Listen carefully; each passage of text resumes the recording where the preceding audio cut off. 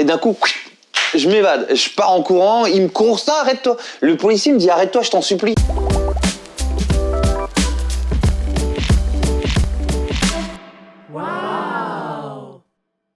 Les premiers vols, c'était dans la supérette de la cité. Il y avait une espèce de supérette, on appelait ça les choppies à l'époque. Et ben, ça a été pour manger, quoi, voler à manger. Je volais tout ce qui était dissimulable dans le blouson. Avec l'alimentaire, très vite, ça a été pour s'habiller aussi. Donc c'était ces premiers coups-là de filouterie, les faire mine de simuler des bagarres pour pouvoir mieux voler dans les grandes surfaces, dans Printemps, Nouvelle Galerie. On faisait comme un scénario. Toi, les plus cramés, les têtes les plus cramées, on disait, vous simulez une bagarre. Ils y mettaient tellement du cœur que je me disais, ils sont vraiment en train de se battre ou quoi?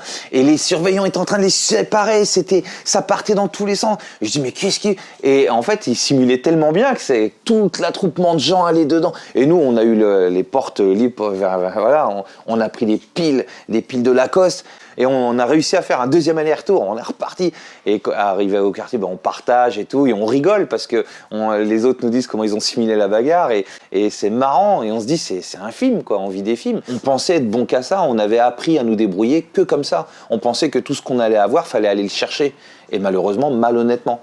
Moi et ma bande de potes, on s'est très vite spécialisé dans les cambriolages de nuit, à neutraliser les systèmes d'alarme, à dévaliser les boutiques de luxe, on s'est même attaqué aux bijouteries, on montait de plus en plus en escalade, jusqu'à ce qu'ensuite je dise, les systèmes d'alarme des banques, c'est pareil que les grosses boutiques.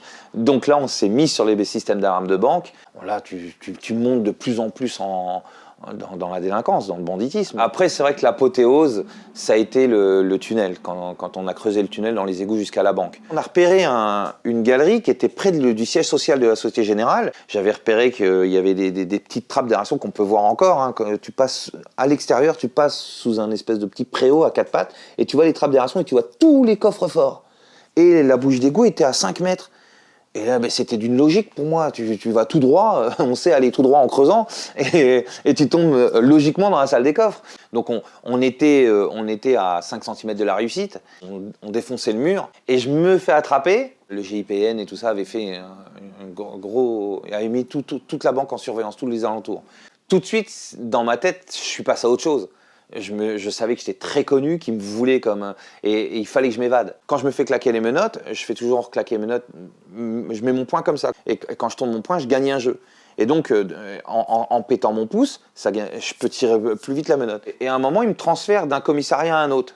Et il délire sur moi dans la voiture. Il me compare à Spadjari, le célèbre gangster des années 70, qui lui aussi avait creusé un tunnel dans les égouts à Nice. Et ils me disent, tu sais que t'es le nouveau Spadjari de Caen, t'as plus qu'à t'évader, il a mis 4 mois à s'évader. Ils sont en train de délirer là-dessus, alors que je suis en train de préparer mon évasion. Et là, ils font l'erreur de me lâcher un petit peu, juste un petit peu en me poussant le dos comme ça.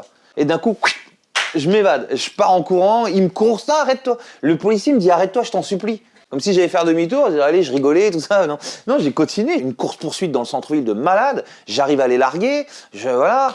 Et j'ai la menotte qui pend. Je suis caché avec la menotte qui pend. Je suis là. Je dis, c'est pas banal, quoi. Et là, je pars en cavale. Où je vais en Espagne, en Suisse et tout. Et je fais des cambriolages en cavale, tout en étant recherché. Je fais des trucs de ouf. Et je me suis dit, purée, il y a quelque chose à faire. C'est quand même un film. C'est pas banal, quoi. Ma vie n'est pas banale. Donc je me disais, il faut en faire quelque chose. Ensuite, je me suis retrouvé en prison. Et en prison, j'étais connu comme le loup blanc, David Desclos, retour de cavale. Et là, j'animais la promenade pour faire passer le temps. Tout le monde disait, David, vas-y, raconte une de tes histoires, raconte. Ils pleuraient de rire, ils disaient, c'est pas possible, mais ils en revenaient pas. Je faisais rire toute la promenade. Et je voyais que j'étais écouté par les plus jeunes. Je me suis dit, il faut essayer de faire en sorte qu'ils comprennent ce que j'ai mis 20 ans à comprendre. Et c'est ce que je leur dis. Mettez votre culot, votre intelligence, votre talent dans l'honnêteté, vous allez tout déchirer. Vous allez voir par vous-même, ça sera plus facile. Et vous n'allez pas donner votre vie à la justice. Donc il fallait que je reste marrant, intéressant, mais que j'envoie les messages. Et la magie s'opérait, parce qu'après, des jeunes venaient me voir en me disant « Ouais, c'est vrai que tu nous as fait, mais ce que tu as dit, c'est pas con. » Et donc là, je me suis dit, en étant prudent, je me suis dit « Oh, c'est bien de le faire en promenade, mais ce qui serait encore mieux, c'est de le faire dehors, avant qu'ils aillent en prison. » Et là, j'ai commencé à écrire. Et puis, je suis sorti. Je suis sorti avec toutes ces idées fort de moi. Je dis, ouais, pour moi, j'allais le faire avec toute la force Et le culot que j'avais mis dans la délinquance, le banditisme, je voulais le mettre là-dedans. Je me dis, je vais être inarrêtable. Je monte à Paris avec ma femme et mes enfants. Je travaille au SAMU de Paris. J'ai falsifié les diplômes d'une cousine à moi. J'ai tout falsifié. Je suis dans la clandestinité, mais voilà, je travaille au SAMU de Paris. Et je monte sur scène aussi le soir. Et sous le nom de Pinlu, je raconte mon évasion. Et là, j'ai gagné un concours qui m'a donné le droit à un showcase au Théâtre des Feux de la Rampe. Et j'ai pu faire mon spectacle en entier, devant des professionnels. Et là, ils ont tilté. Ils ont vu qu'il y avait du message derrière. Et la chose la plus dingue, que je trouve que c'est puissant, les premiers qui ont acheté le spectacle sont le ministère de la Justice, l'Éducation nationale. Et là, je me suis retrouvé en train de jouer dans les prisons, même dans les prisons où j'ai été incarcéré. Donc je rentrais en prison, je dis, mais je rentre dans la prison, je vais être incarcéré ou non, je joue mon spectacle. Je vais jouer mon spectacle avec un suivi de débat, atelier, spectacle, débat. C'était fort, quoi, puissant. En 1 heure et demie de tout ça, ben, le retour qu'on a, il est énorme. Même si on n'en sauve qu'un ou deux, c'est une victoire.